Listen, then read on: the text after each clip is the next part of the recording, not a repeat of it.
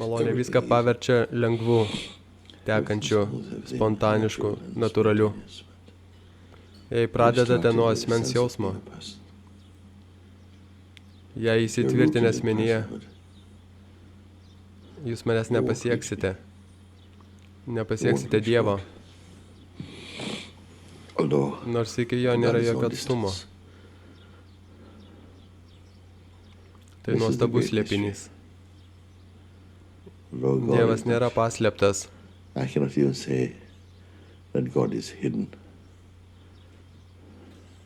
O jei paslėptas, tai tik nuo proto.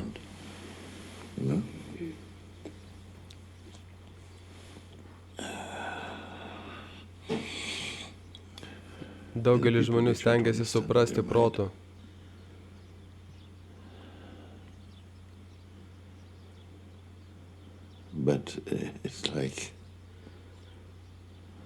Bet tai tarsi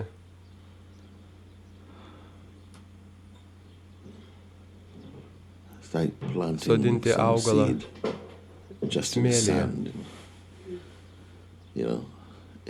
kuriame nėra pakankamai maistinių medžiagų augti. Štai kodėl taip svarbu pasitikėti. Pasitikėjimo sėkla turi jumise būti švelni, suvokiant ją esant ar nesuvokiant. Tam, kad pasodinta į malonės dirvą, ji augtų, ji privalo augti. Bet ji neaugs smėlyje.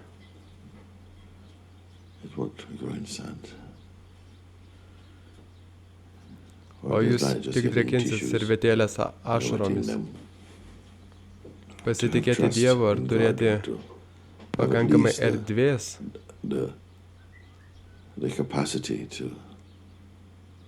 pasikliauti guru malonę. Tai yra gera pradžia kiekvienam. Nes su malonė reikia dirbti. Turite būti atviri. O jeigu jūs kieti ir žinote, kaip naudoti tik tais protą, dvasingumo sėkla neišsprogs.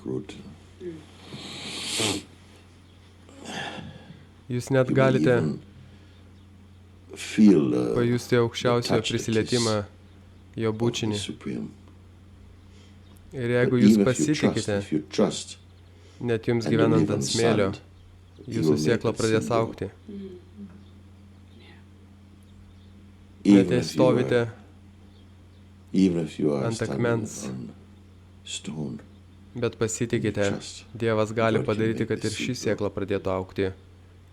Be pasitikėjimo, be trupučio tikėjimo, be meilės. Net geriausioje dirvoje sėkla neaugs. Jei ateisite tik su protu. Kažkas čia nori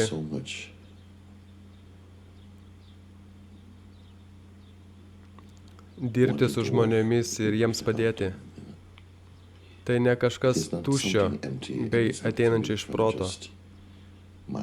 Tai malonė, kuri beldžiasi į širdies vartus. Bet protas ateina pasitikti. Ir malonė sako,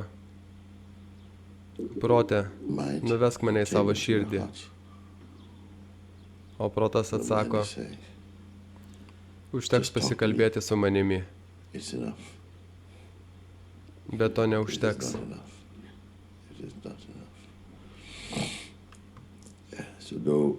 Tad jeigu kas ir pajus malonės bučinį, jos šypseną ir nuostabų alsavimą, bet tai nepasiliks su jais, nebent jų tikėjimas, atvirumas, pasitikėjimas pradėtų augti. Tokia buvo ir mano laimė, nes kai jie atėjo, aš jau buvau kažkaip paruoštas tam. Tarsi apsaugotas, Bet to nežinojau, kol nebuvau pabučiuotas. Ir pasakiau, taip, taip, taip, paimk mane, paimk, nepalik pabučiavusi, paimk mane, pasimk, paimk.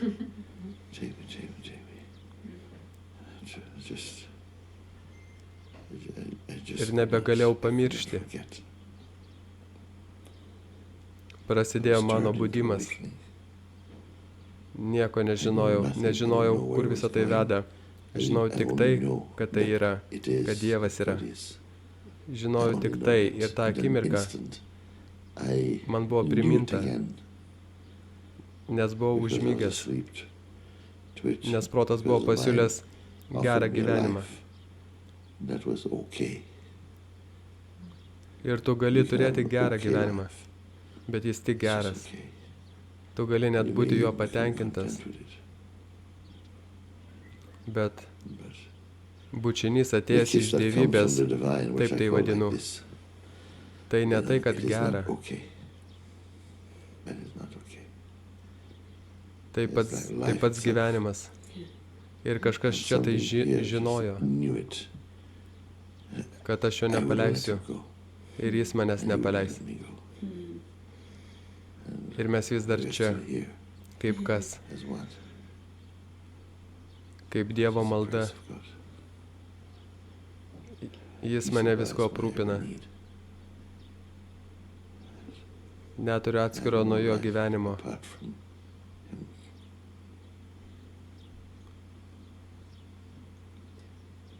Ir bandau surasti sėklą. Bent vieną sėklą,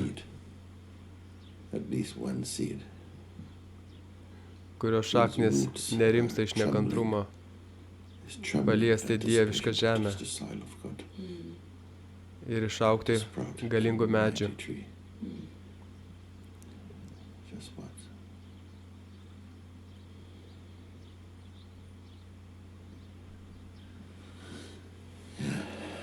Ir ji turi būti tarp daugelio čia esančių.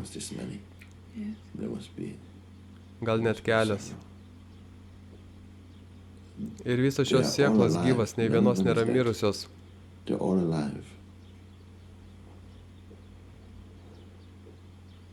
Štai kodėl mes sakome, žmogaus prote, jie gali iškęsti labai daug kančios, labai daug kentėti ir kentėti. Yes, it can endure, it can suffer, it can suffer. Jie gali kentėti ir kentėti. It can take the mind, it can suffer. But he must. Bet jie turi būti pasodinta į Dievo dirvą. Nes mes žinome, kiek žmonės gali kentėti. Bet ar jis gyvena?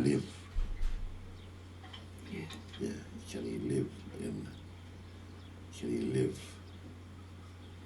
You see, for me, nes sutikęs Dievą, žmogus gali būti sotus vienu dievišku ryžio grūdeliu, tuo grūdeliu, kuris gyvena širdyje. Ar suprantate? Būtent taip man jaučiasi. Laiminu juos. Halleluja. Amen, amen, amen.